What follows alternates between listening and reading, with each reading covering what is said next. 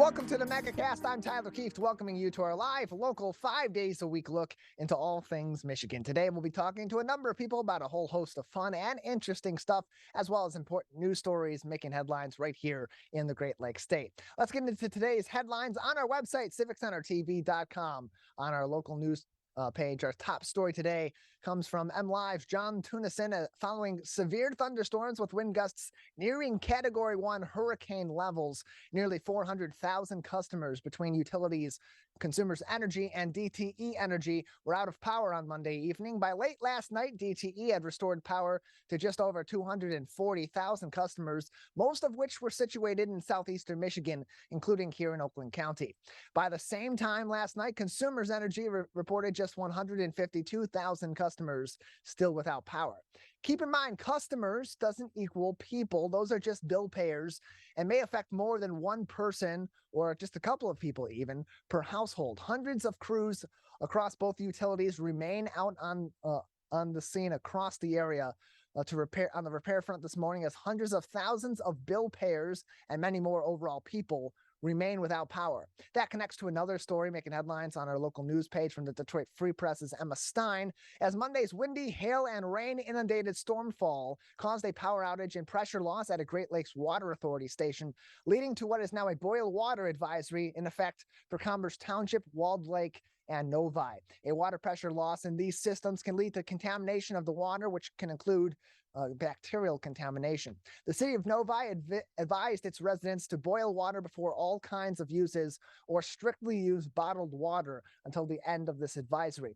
As was said, DTE and consumers restoration teams have been out since the storm passed, assessing damages and conducting repairs in order to restore power across the local area. Keep in mind, prolonged power outages after storms of even partial magnitude of this one have kept people out of power for extended periods in the past, including just a year ago when we had that pretty consistent line of storms over a couple of weeks where there were several power outages, several instances of severe flooding downriver, and particularly in the Metro Detroit area. DTE recently caused some controversy on this front with its 8.8% rate hike proposal, which would be approximately $10 per month per bill. That proposal is yet to be approved, and frankly, good luck after this excursion. Plenty of very frustrated customers once again in the local area with DTE Energy, and presumably also with consumers, as nearly 14 hours or so after the beginning of the storm in our local area, power still out for hundreds of thousands of bill payers, and even more people affected by that, well beyond just these households and businesses that are without power at this time. Finally, making headlines today on our civiccentertv.com local news page from the Detroit News' Charles Ramirez. The days of free at-home COVID-19 tests provided by the federal government are coming to a close. The U.S. government website providing these tests will close on Friday of this week due to Congress's decision to no longer provide any further funding to the national stockpile of these tests for this particular initiative. In January, the president first announced a commitment to over 1 billion of these tests being available to Americans for free. And even just back in May, the program was extended for what was a third round of output of these free tests. That is no more as of Friday, September 2nd, 2022. All those headlines are on our website, civiccentertv.com, on our local news page, as well as supporting materials from within those articles and plenty of other articles from across the Great Lakes State this week and beyond from all these publications. Click through, read these articles in full, see all their supporting details that are linked in these articles and in other articles that they write. And if you have the means to do so while you're on those websites, we highly encourage you to subscribe to these publications and support journalism in your local area. We have a great show ahead on this Tuesday edition of the Megacast. Up next, I'll be joined by the University of Michigan's Michael Spath talking about sports, particularly the Big Ten football season, which begins later on this week. You're watching and listening to the Megacast. Fire Prevention Week is just around the corner. Join volunteer, part-time, and on-call firefighters at this year's Fire Open House. Catch up on your fire safety knowledge with live demonstrations and hands-on activities. Chat with local businesses and resources about fire prevention, see some familiar faces, fight future fires, and make some new friends. The West Bloomfield Fire Open House, October 2nd from noon to 3 p.m. at Fire Station 1 on Orchard Lake Road. Now that the vaccine is available for children 5 and up, why do you recommend it? Kids are part of the community and they can spread COVID. We're seeing both healthy children getting sick from the virus as well as children with underlying health conditions. They can easily bring the virus home to other people that are vulnerable and make them sick as well. This vaccine can change that and keep children safe. It's essential that your children get vaccinated to protect them, to protect your families, and to protect those in the community around you. Let's savor these moments. Made possible by the COVID-19 vaccine.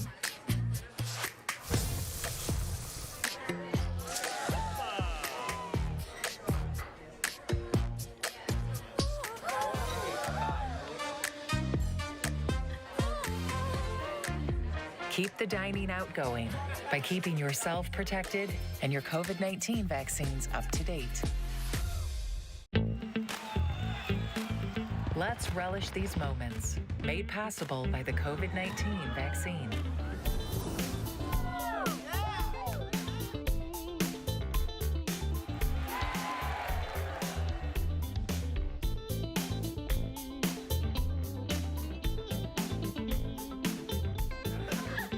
Keep the festivals going by keeping yourself protected and your COVID-19 vaccines up to date.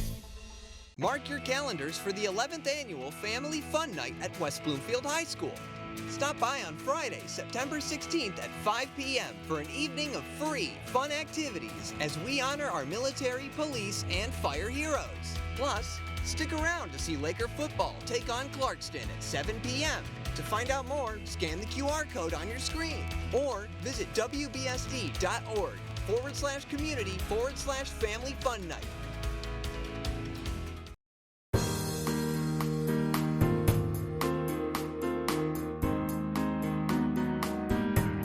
Welcome back to the Megacast, our live daily 1-hour TV, radio, and streaming show about all things Michigan. I'm Tyler Kieft. Learn more about the program by visiting civiccentertv.com/megacast, where you'll find information on our entire network of stations that include My Michigan TV, our co-flagship. Last weekend was week 0 of the college football season, but now, much to the chagrin of this Spartan, we have to count beyond 0 as week 1 gets underway later on this week. Joining us now to preview the Big Ten football season ahead for the University of Michigan, for the Michigan Wolverines, as well as My Michigan State Spartans and beyond, as we look into the future of college football, is Michael Spath, special lecturer at the University of Michigan. Michael, thanks for joining us, and of course, go green. Well, you know what? That makes my wife happy. She's a Spartan, so happy to be here and happy to talk college football. What an exciting time it is of the year to finally get going. I've enjoyed our summers, but there's nothing like football and fall season here in Michigan. Yeah, that first week or week 0, as it's referred to, watching just college football be back in action, even though some of that action not as great as you'd hope for as the college football season gets underway. Week 1, very exciting all across the board. Lots of great games coming up this week, including some Big Ten teams such as Ohio State opening the season this weekend. But for the University of Michigan, it's also a big time of the year because they're at a point where it's a really interesting situation, particularly at the quarterback position. Jim Harbaugh earlier on this week announced that there still isn't quite a decision there on a definitive starting quarterback. Week 1 versus Colorado State, it will be Cade McNamara. Week 2 versus Hawaii, J.J. McCarthy will get the start. And he's kind of moved that goalpost to week 3, so to speak, in terms of choosing a quarterback. What's your take on this particular situation? Because on one hand, you have a returning quarterback that is an upperclassman, has been there, has won a Big Ten championship as your primary quarterback, but you're also looking to the future and continuing to build this program into hopefully a championship contender for years to come. Yeah, I mean, there's a lot of things to digest, and I actually really love them because I tell you what, there's so much speculation this offseason about what Michigan's going to do at the quarterback position. You have a returning Big Ten champion, a guy who beat Ohio State, a guy who helped lead Michigan to win over Iowa and win its first conference title since 2004 in Cade McNamara. How do you bench that guy? But at the same time, you've got this young sophomore, J.J. McCarthy, who, by all accounts is the future of Michigan football, is the one who can put up the big numbers that we see across the college football landscape right now. And so what do? You have both of these quarterbacks, and both of them want to stay at the University of Michigan. And so this decision by Jim Harbaugh to play both quarterbacks, to give each of them a start in the first 2 games, would this be happening if Michigan was playing Notre Dame like Ohio State is this weekend, or if they're playing Oregon like Georgia is? Probably not. He would probably have gone with Cade McNamara, but that's not the situation. He has the luxury of playing three of the worst non-conference opponents in college football right now in Colorado State, Hawaii, and Connecticut. And so this is an opportunity for him to give both guys a chance to play, show what they can do, and then we'll get to week 3 and we'll debate who looked better and who should be the starter going forward. But I think it's a win for the fans. I think it's a win for both quarterbacks. I think it's a win for the team. I've heard some people speculate and say, like, well, you need to get your offense, your quarterback in there and get used to it. I mean, come on, guys. Like, this offense is going to roll through these 3 opponents. And so it doesn't make a difference if Cade McNamara gets 80% of the snaps or J.J. McCarthy gets 80% of the snaps. This is going to be easy fodder for them really early on in the year. And it'll be a lot of fun. So I'm looking forward to it. I think it's a great move by Jim Harbaugh. And then, you know what? After 2 weeks, we'll have a whole nother debate about who should be the starter going forward. Yeah, you have these 3 weeks that are kind of throwaway games, as you mentioned, and you don't want to ever treat a game like a throwaway because that's how it becomes a trap game. But we're going up against arguably the worst non-conference schedule in all of college football, and definitely so in the Big Ten, going up against Colorado State, Hawaii, and Connecticut. You have some time to make that decision. But from my perspective, my thought for the University of Michigan is they have to decide on what is this team this year. Are they a championship level team this year, Big Ten championship, potentially national championship contender this year? And if that's the case, I stick with the guy that's been Mr. Consistency, that has got you there before, and go with Cade McNamara. But if you're looking toward the future, if you still think you're a couple years away from really being able to contend with the best of the best, particularly from the SEC, teams like Georgia and teams like Alabama, then maybe you go with a guy that's got a little bit of youth and has some development left, but has that high potential in J.J. McCarthy. For you, from your perspective, especially as a Michigan guy, which way would you prefer? Are you a Cade guy? Are you a J.J. guy? And where's your decision in terms of whether they go for it all now, or if they should be developing for it all down the road? Well, I mean, the crazy thing about college football is this idea of developing for down the road. I mean, they don't necessarily have to. There's nothing that says that J.J. McCarthy can't be everything that they need him to be in 2022 and compete with Ohio State for the Big Ten title and go and play in the college football playoff again. I look at it like this. I mean, if you had a normal non-conference schedule, and I did some history, some research the other day. This is the first time since the 1960s that Michigan will have a non-conference without a Power 5 opponent on it. So we're talking, 60 years where they've had at least one Power 5, labeled by today's standards on their non-conference schedule. So I look at this is the perfect opportunity for someone like J.J. McCarthy to play against Colorado State, Hawaii, Connecticut, and then to play against Maryland. Those are 4 easy games to start the year before they go on the road to play Iowa. If it was up to me, I would probably go with the young guy. And here's the thing, if the young guy were to struggle in the first couple of weeks, you could say, you know what, we've got this proven Big Ten championship quarterback in Cade McNamara, and now I will go with Cade McNamara. The flip side is if Cade McNamara struggles, but I don't think he will. I mean, Cade McNamara is consistent. So yeah, I would go with J.J. McCarthy the first 4 games and see what he does. But they're going with this approach, and we're all going to have a lot of fun being the armchair quarterbacks that we are and breaking it down and saying who should get what in the next couple of weeks. So it's fun, man. I mean, this is what we all live for. And either way, they're going to be a good football team this year. Either way, they're going to be a team that can win 9, 10, potentially 11 games during the regular season and have a chance to beat Michigan State, Penn State, Ohio State. Will they? We don't know yet, but they'll have that chance as the season unfolds. Yeah, certainly this year for the University of Michigan, as you've already mentioned and touched on, that offense is going to be there. It's a lot of returning players, especially in those skill positions. I mean, the loss of Hassan Haskins is going to have some sort of an impact, but you got Donovan Edwards back there. You're returning Blake Corum. And in the receiving core, you're already strong and returning Ronnie Bell after injury this year. So that offense is going to be pretty powerful. The defense is where you lose some of those key guys, Hayden Hutchinson, David Ajabo, and so on. That's really where there's some point of maybe a little bit of concern, but even then, not a whole lot of concern, I wouldn't think. What's your take on the defensive losses for Michigan and the impact that could have on them, particularly in some of those big games in the Big Ten that you mentioned? Yeah, I mean, it's interesting because they should be better in the secondary than they were a year ago. Even with the loss of Dax Hill, who was a first-round draft pick, and they might be as good at linebacker, but you don't lose two guys like Hutchinson or Jabo combined for 27 sacks. You don't lose those two guys and just think that you're going to pick up right where you left off. I mean, the nice thing again is the fact that they have 4 cupcakes to open up the season, so it gives an opportunity to a lot of defensive ends and rush players to develop some confidence and develop some some production, and that's exciting. But yeah, I mean, you look at it like they were a really good defense a year ago. They bottled up C.J. Stroud at Ohio State, and that was one of the big reasons why they were to beat the Buckeyes.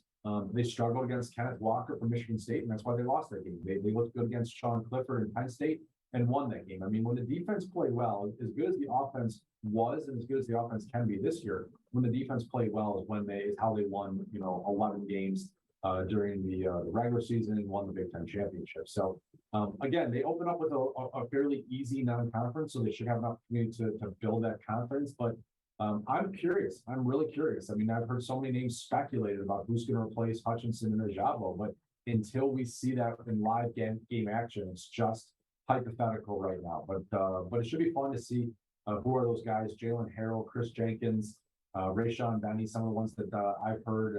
Taylor Upshaw. I mean, these are not household names.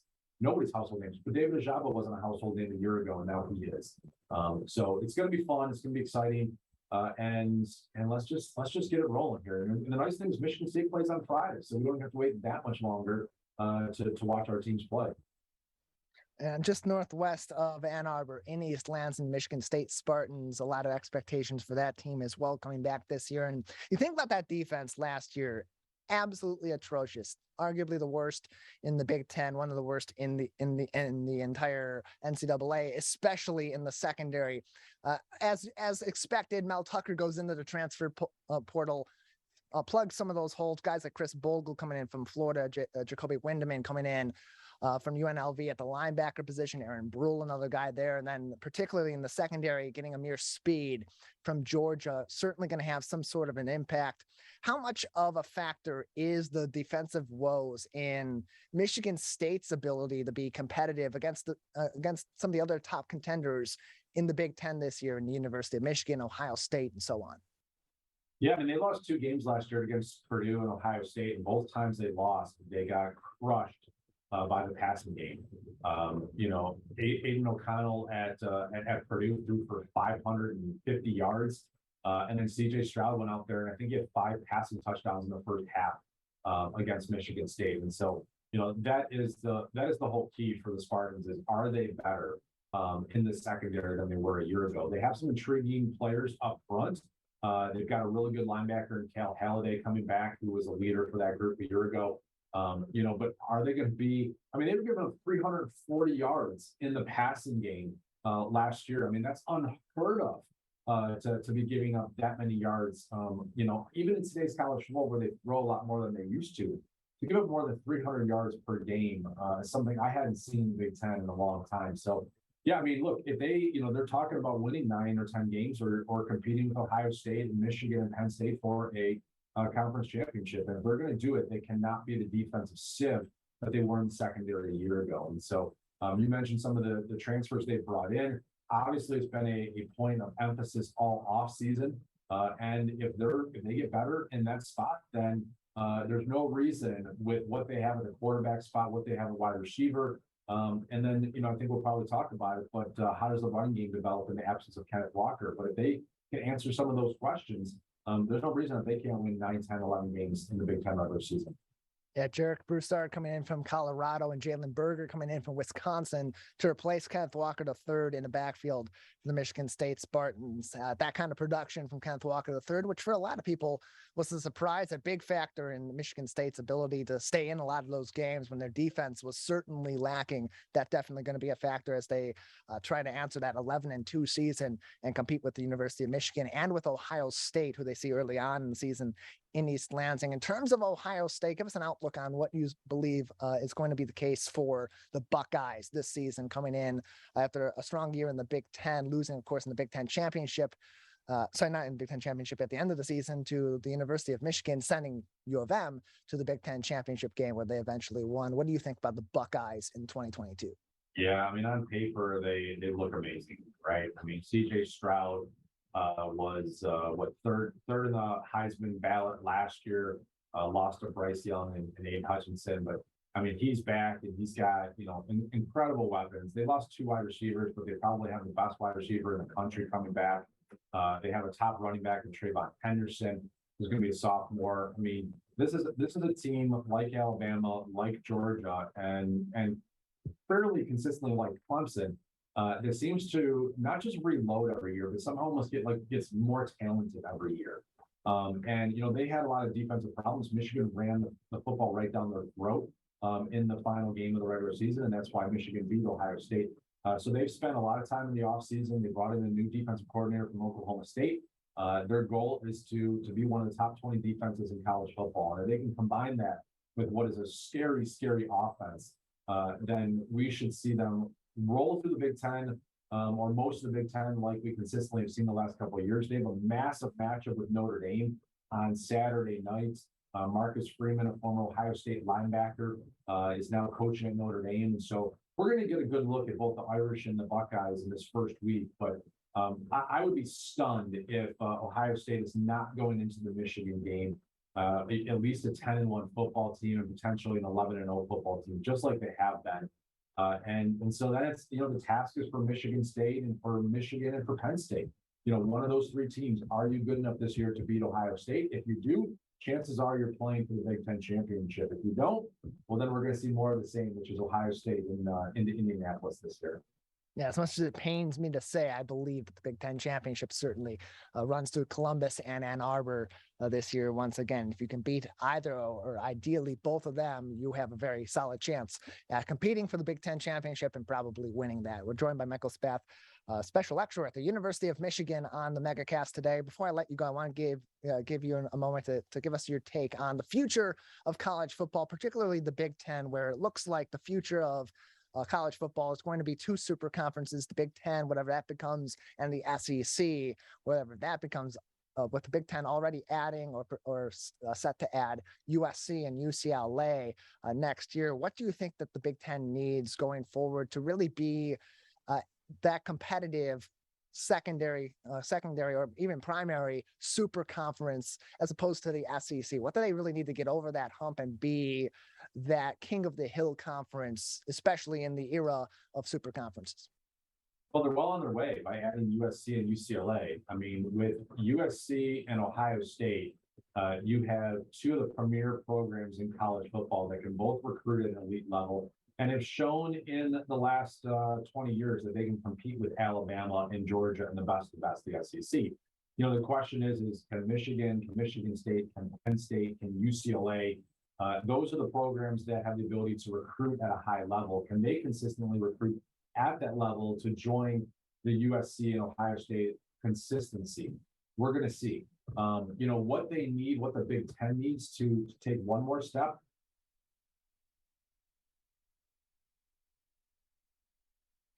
Appears we're having some issues with Michael there, just a little phrased up there. I'll continue on. I'll give you what my take is. I think they need to continue with some of those power teams in the top 25. Michael's back. Go ahead. Continue on, Michael. Oh, I'm sorry. I would, if I was the Big Ten, what I would be doing is I would be going after Oregon and Washington. I'd be going after Notre Dame. And I would look at the South and say, who can we poach from the South? And the teams that we've heard is Georgia Tech, North Carolina, and even Florida State. Florida State is a pretty good academic school. I think they rank in the top 60 according to the U.S. News World Rankings. Like, that fits the Big Ten model. And if the Big Ten can go get a Florida school and open up that recruiting territory and that TV market, and go get, say, Georgia Tech, which Georgia Tech is a bad football program, but open up the Georgia recruiting territory, and then you add Oregon and Washington or maybe Notre Dame, I think they'll have a chance to be the biggest super conference. Obviously, the SEC is adding Oklahoma and Texas. We don't know what they're going to do after that. I think they probably want Miami and Clemson. But it's both fun and aggravating because the Big Ten, because college football is shifting so dramatically right now. And for most of us who have grown up in an era of the 80s, the 90s, even the 2000s, or if you go back further, the 70s, college football was always geographically centered. So it was the teams that were close to you, that's who you played. And now it's stretching from, New York City, or I guess, Piscataway, New Jersey, where Rutgers is, to Southern California, potentially down to Tallahassee and up to Seattle. So it's really stretching across the country. It's no longer about geography. It's just about as many big brands as you can get, as much money as you can get. That's what's driving college football, and really has for the last 20 years. Yeah, that forward thinking simply just not there at the NCAA level. And when you stick so vehemently to tradition, when tradition breaks, it breaks quickly and it breaks fast and has a large impact. Michael, appreciate you joining us today, talking about this year's Big Ten football schedule and all the other great stories across college football. Yeah, thanks very much for having me. Appreciate it. Sorry about the Wi-Fi. We all got our power knocked out by a storm yesterday, so we're just hanging on here as best we can. That's for sure. Appreciate it. University of Michigan special lecturer Michael Spath joining us on today's edition of the Megacast. Let's take a break. When we come back, as Michael said, the power is out. A boil water advisory was declared in a few Oakland County communities. What does that mean? Why do we need to take these sort of precautions with our water when these events happen? We'll talk about that and more with Oakland County Water Resources Commissioner Jim Nash up next on the Megacast. Let's savor these moments. Made possible by the COVID-19 vaccine.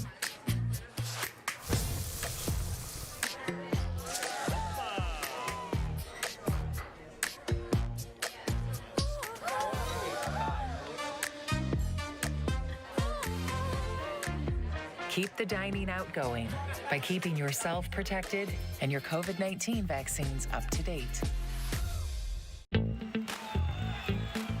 Let's relish these moments, made possible by the COVID-19 vaccine.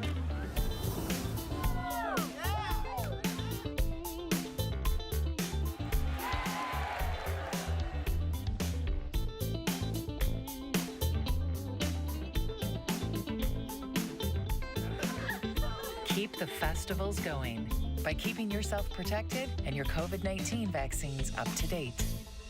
Mark your calendars for the 11th annual Family Fun Night at West Bloomfield High School. Stop by on Friday, September 16th at 5 p.m. for an evening of free, fun activities as we honor our military, police, and fire heroes. Plus, stick around to see Laker football take on Clarkston at 7 p.m. To find out more, scan the QR code on your screen or visit wbsd.org/community/Family Fun Night. Can I ask you a question? Why do you want to get the COVID-19 vaccine? I don't like getting sick. The virus will die. It will be easy to not catch it. Keep my family safe and keep playing soccer. Because I love being vaccinated. What's your hope for everyone? I hope everybody gets the vaccine to keep safe and strong.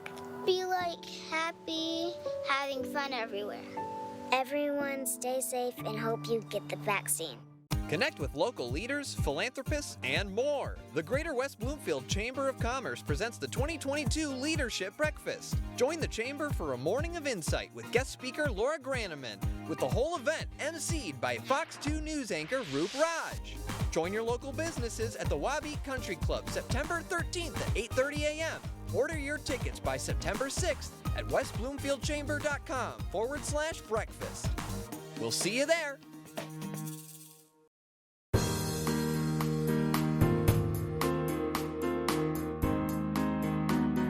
Welcome back to the Megacast, our live daily 1-hour TV, radio, and streaming show about all things Michigan. I'm Tyler Kieft. Learn more about the program at civiccentertv.com/megacast, where you'll find information on our entire network of stations, including My Michigan TV.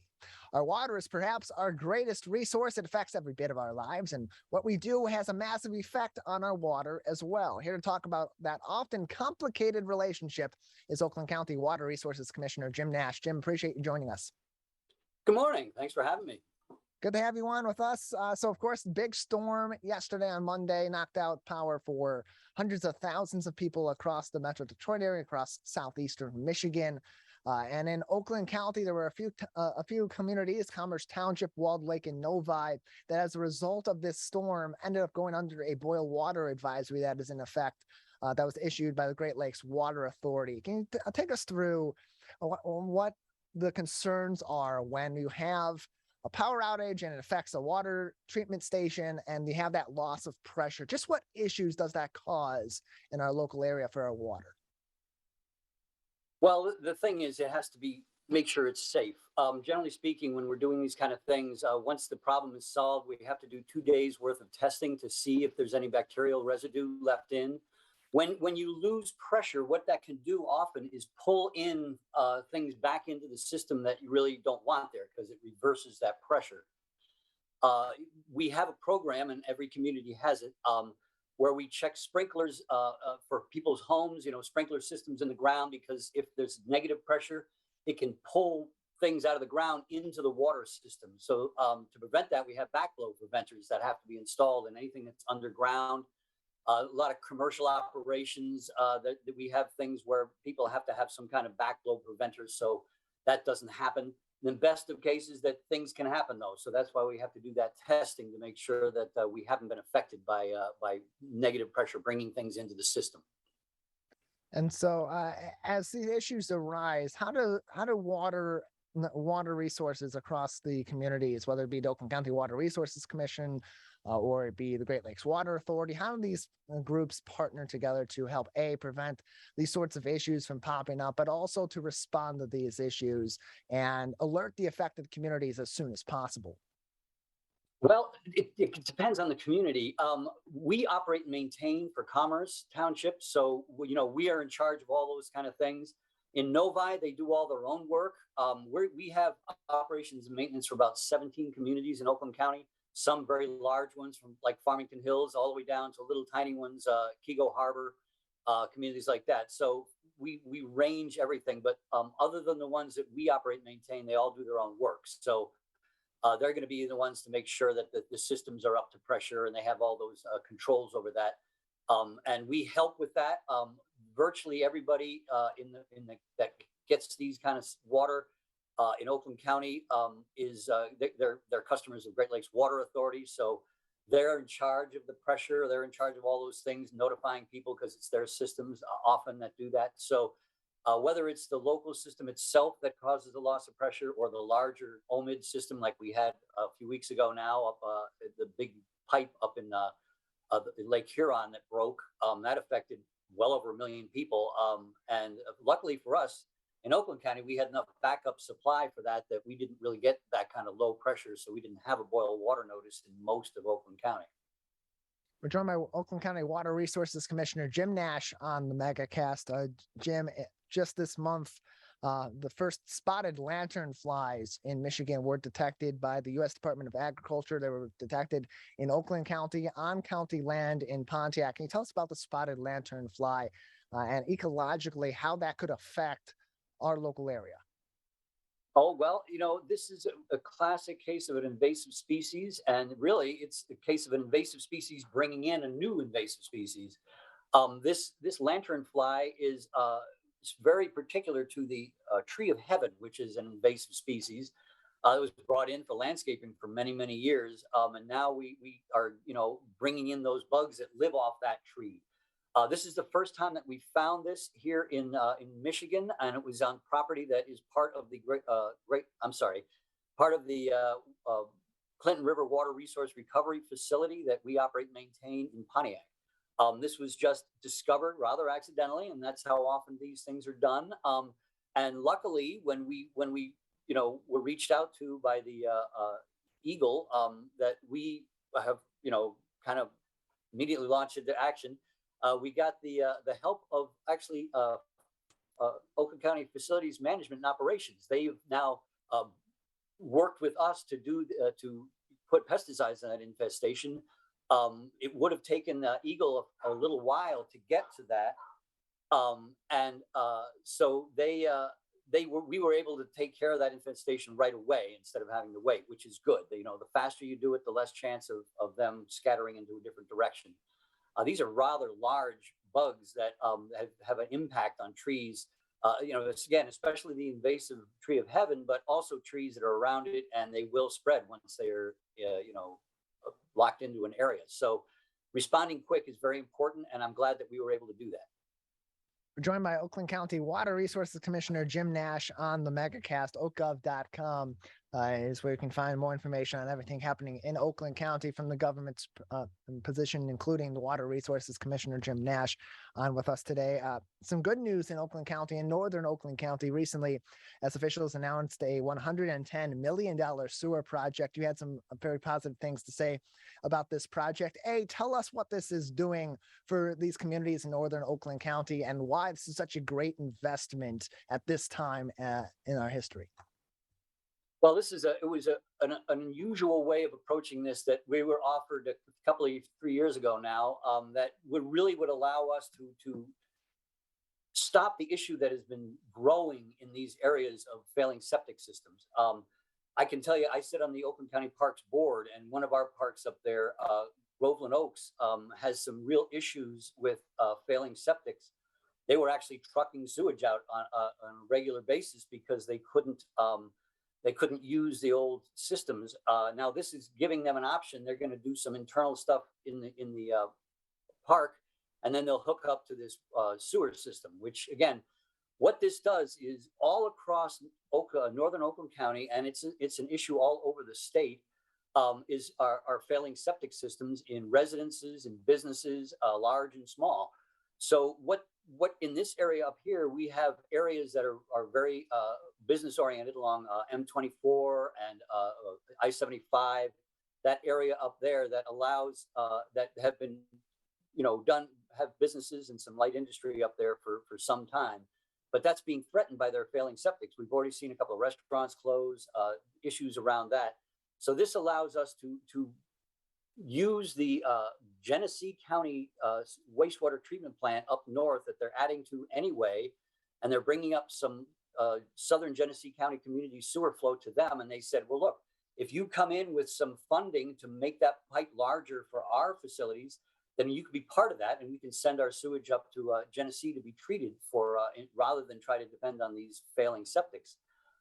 What this does is it allowed us to fix the size of this pipe, so it can only take the size of the area that they want to have switched to sewer.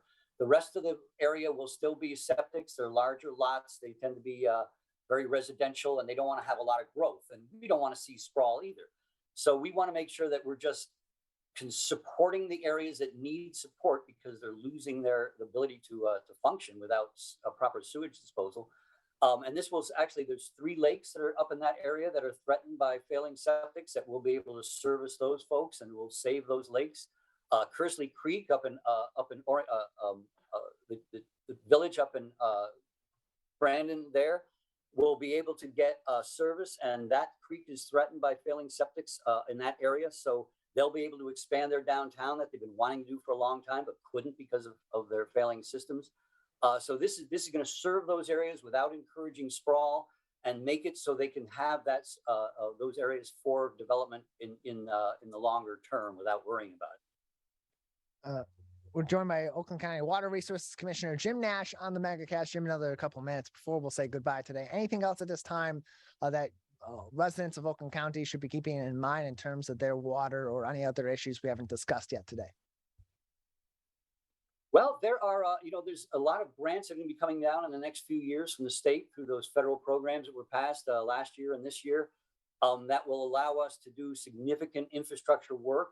A lot of it is geared towards communities that have been underserved for a significant amount of time. So we'll be able to help communities like Pontiac, Royal Oak Township.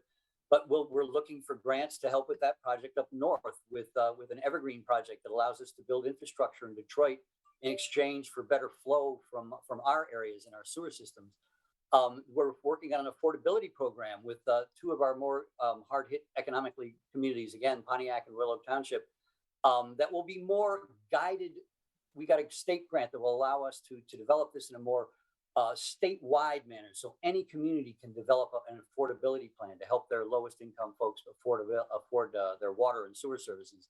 Without that, people are left out. Without that, it's unhealthy for the larger population. So these are the kind of things we're working on.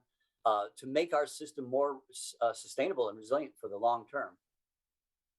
Oakgov.com/water for all that information. Jim, thank you for joining us today. Well, thanks for having me. Again, that website, oakgov.com/water for more information and updates from the Oakland County Water Resources Commissioner's Office. We'll take a break on the Megacast. When we come back, we'll talk to a nonprofit that's helping to not only protect our local environment and prevent waste, but also help to make building new buildings more efficient in the city of Detroit. That's up next. You're watching and listening to the Megacast. Now that the vaccine is available for children 5 and up, why do you recommend it? Kids are part of the community and they can spread COVID. We're seeing both healthy children getting sick from the virus as well as children with underlying health conditions. They can easily bring the virus home to other people that are vulnerable and make them sick as well. This vaccine can change that and keep children safe. It's essential that your children get vaccinated to protect them, to protect your families, and to protect those in the community around you. Let's savor these moments. Made possible by the COVID-19 vaccine.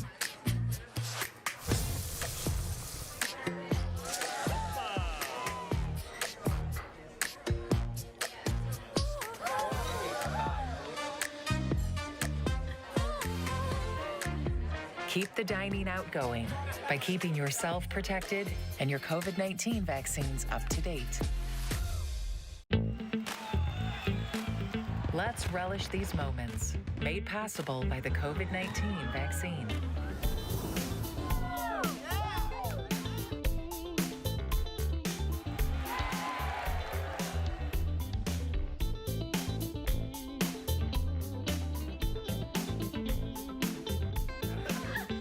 Keep the festivals going by keeping yourself protected and your COVID-19 vaccines up to date.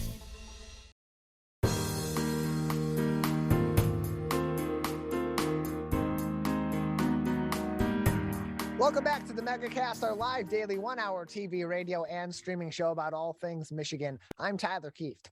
Learn more about the program at civiccentertv.com/megacast, where you'll find information on our entire network of stations, including My Michigan TV.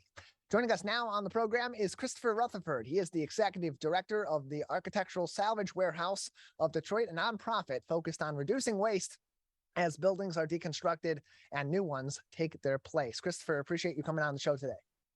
Hi, thanks for having me. Good to have you with us. So first off, tell us about your organization, some of the work that it does to not only help reduce waste as buildings are deconstructed here in southeastern Michigan, but also use some of that, what would be waste, to help build new properties in this area. Yeah, as you mentioned, we're a nonprofit and our mission is to transform waste into opportunity. And we do that through deconstruction, which is the process of dismantling a building or a house piece by piece, and salvaging and saving all of the parts that we possibly can. And we take those parts and we make all sorts of new things. You can see our work all around the city of Detroit and big projects like the Foundation Hotel to smaller residential projects. But a big part of our mission is to provide low-cost building materials to Detroiters. So if you've got a family whose boiler breaks down this winter, they could come in and get something like that here for pennies on the dollar compared to what they'd have to spend on something new. Or someone doing historical preservation could find a door or trim or a unique piece that matches a project that they're working on. We incubate other businesses and help build the reuse economy. So lots of different things mix into our mission. And another big important part for us is training and employing formerly incarcerated individuals and providing them a career pathway into the trades and a good sustainable opportunity for the future. So where did this effort begin, this mission of ASW Detroit? When did it begin, and really what was that spark that began this effort? Yeah, so we're coming up on 20 years next year. So we started in 2003. Carolyn Mosier was our founder, and originally the organization had a stronger focus on the historical preservation side. And as it evolved through the visions of the various directors and board of directors, it included some of the other things that we talked about, and to where it is now, where our main focus is C&D waste is the biggest source of waste in the country. So reducing that is key to our mission. helping the environment, reducing the pollutants that come with demolition and all those materials that go into the landfill. So just how common is it for a lot of these materials that you'll find in these demolitions of buildings, whether it be residential or commercial or some mixture? How often do you find that these materials that are being thrown away after those demolitions could be used in another property? How common is that? Almost always. There's a few pieces of a building that we can't use. You know, we can't reuse the lead-based paint that the plaster is coated in, or some of the other miscellaneous things. But even the blighted Detroit homes that we deconstruct have beautiful, gorgeous lumber that can be used to build pieces of furniture and wall coverings and unique, beer tap handles and guitar bodies. And the ideas and possibilities are endless. And the lumber that the houses are built out of are the forests that used to cover Michigan. The history that's in them, the old growth character of that wood is phenomenal. We're joined by Christopher Rutherford. He is the executive director of the Architectural Salvage Warehouse of Detroit. Joining us on the Megacast, you can find more information on the organization by visiting aswdetroit.org. aswdetroit.org is their website to find more information and to shop some of their products as well. So for those that maybe aren't able to get online, is there another way they can go about shopping for some of these products if they're looking to do some repairs at their home and reuse some of these products from other buildings across our local area? Yeah, we're in the process of renovating our retail store, but even while it's under renovation, people can come in and our lumber warehouse is open Tuesday through Friday, 9 to 5. And our address is 5110 Bellevue. We're in Detroit, down by the old Packard plant. So we love to have people come in and see what we're about and explore. We've got a big event coming up, a big party fundraiser to help us complete the warehouse renovation, retail renovation, and that's going to be a lot of fun. We've got 5 bands, we've got food and drink activities, we've got a juried art exhibition, art auction, silent auction. It's really going to be a great event on September 10th. So you mentioned September 10th for that event. Is it free to the public? Is it a paid event? How can people participate? Yeah, it's kids 12 and under are free. Tickets are $45 for adults, and they can buy the tickets online and or in the store here. And you can also participate in the auction and silent auction, whether you're here in person or virtual. And there's links to that on our website, or there will be as we lead up to the event.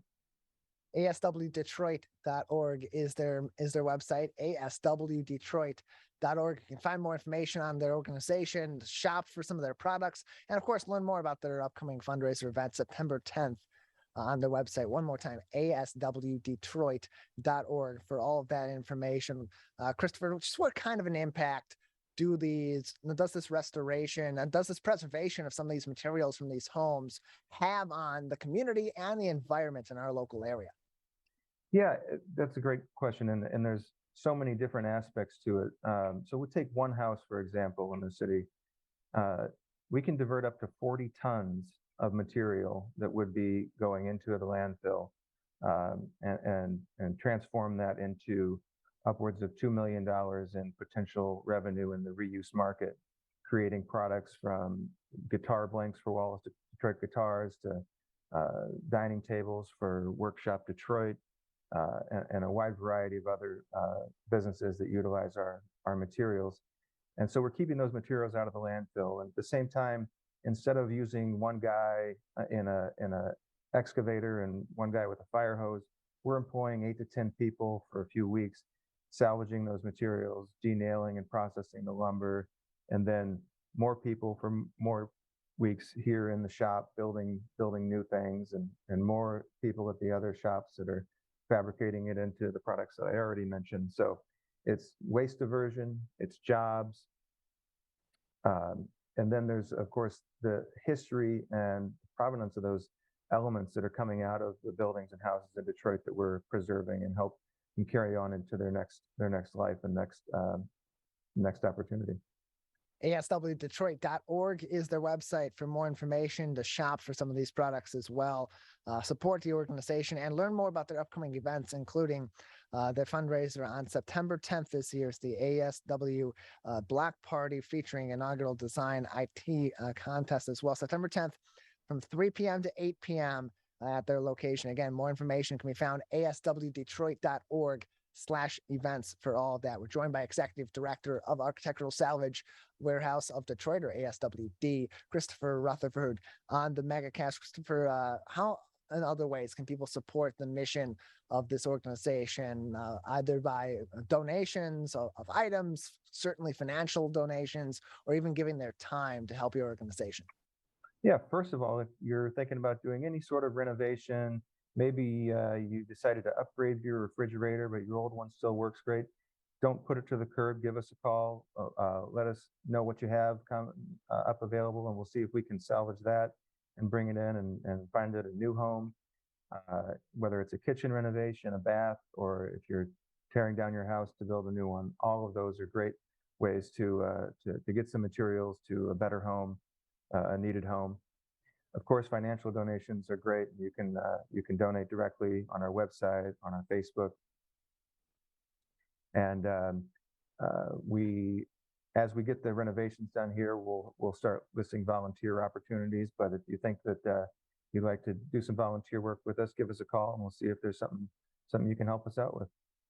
You also mentioned, we have a couple more minutes with you today. You also mentioned that you will help with people that may be getting out of jail or getting out of the prison system to do some of this work in some of these demolition jobs or restoration jobs into new homes. For those that may be in that sort of a situation and want to exercise some of these opportunities that may be available, how can they go about doing that? The best way right now would be to send us an email at info@aswdetroit.org. We are planning our next cohort now, so I don't have a start date yet, but as soon as we do, we'll get those folks into that program and get them the training and get the experience and lots of good stuff.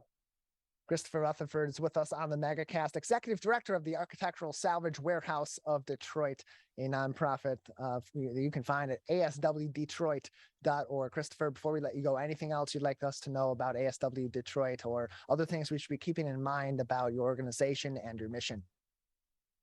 I really appreciate the opportunity to share our story with everyone. You know, our vision is a world without waste. So anything you can do to help reduce waste is going to help everyone and help our kids, help the future. And we're doing everything we can. Appreciate your time. Thank you so much, Christopher. Thank you. aswdetroit.org for more information. Again, that event, September 10th, 3 p.m. to 8 p.m. at their location in Detroit. aswdetroit.org/events for all of that information and to get your tickets in advance. That is going to do it for this Tuesday edition of the Megacast. Big thank you to all of our guests on today's edition of the program. Michael Spath from the University of Michigan, special lecturer there. Water Resources Commissioner Jim Nash from Oakland County, as well as, of course, Christopher Rutherford from ASW Detroit joining us on today's program. You can find all these interviews and our full episode on demand, as well as all of our episodes dating all the way back to March of 2020 at civiccentertv.com/megacast. While you're there, you can click and learn more information about all of our partnering TV stations across Oakland County and around the Great Lakes State. And of course, keep up to date on everything we're doing here at the Megacast, live from 10 a.m. until 11 a.m. Monday through Friday, each and every week. Big thank you as well to our crew, Calvin Brown out at Master Control, and of course, the king of television, Larry Nyland, our producer for each edition of this program. And civiccentertv.com/local-news is your home for information all across the state of Michigan, our headlines each and every day, and those links to the CDC, the MDHHS, and the Oakland County Health Division's COVID-19 specific websites. A programming update. We got more football coverage coming up on Friday this week. The West Bloomfield Lakers have their home opener at the Swamp at West Bloomfield High School, going up against the Harper Woods Pioneers, joining the OAA, down divisions a couple of ways from the Lakers in the OAA Red, and welcoming them to this conference for the first time. So Lakers open up their home games this season after their victory last week Thursday at the Zenith Prep Kickoff Classic, 47-7 over the Sterling Heights Stevenson Titans. in that game in Detroit. You can learn more about the team and keep up to date on what's coming up for them on This Week in Laker Football every single week on Civic Center TV. New episode already underway and airing on our channel. You can also find it on our YouTube channel. Just search Civic Center TV 15 and you can watch that right there, and also find it at civiccentertv.com/Lakersports. That's it for this Tuesday edition of the Megacast. We'll return with a new episode on Wednesday morning.